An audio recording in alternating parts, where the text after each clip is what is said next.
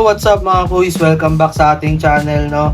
And welcome sa ating segment, ang Hot Wheels Spotlight, kung saan magkakaroon tayo ng short review sa mga Hot Wheels collections natin.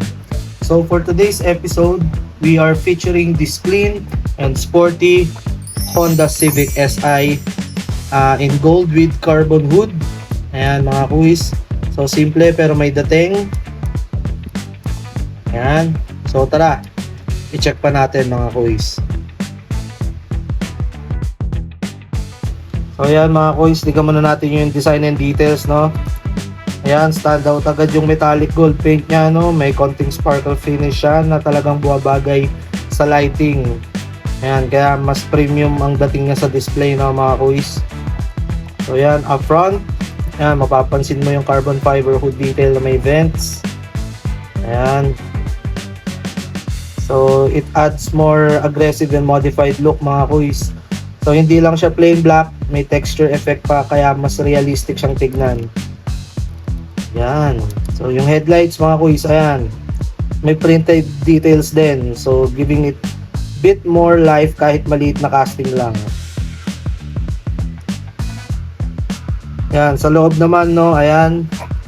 Mga kuys, kitang-kita. Red interior, which is a really nice contrast sa gold exterior, no? Medyo bihira rin makakita ng ganitong color combination. So, dagdag pogi points talaga siya mga kuys. Yan, sa gulong naman, naka black 5-spoke with red ring siya mga kuys. Ito yung isa sa highlights ng casting for me, no? Bagay na bagay sa overall theme. Ayan, yung red lining. It matches the interior, so may magandang color coordination din talaga mga kuys.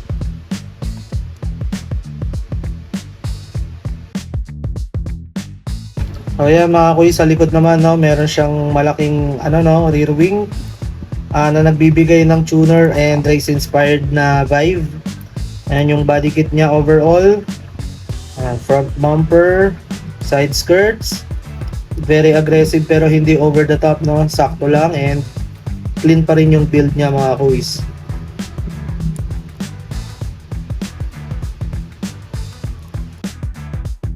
So overall, no, this Civic Si is a well-balanced casting.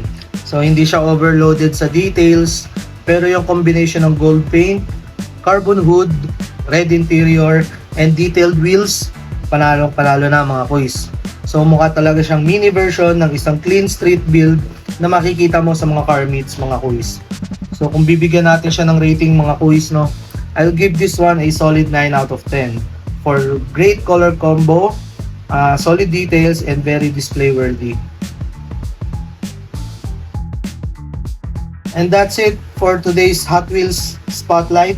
If nagustuhan niyo tong feature na to mga kuys, don't forget to give a like, comment, follow, and subscribe na rin kayo for more diecast content, no?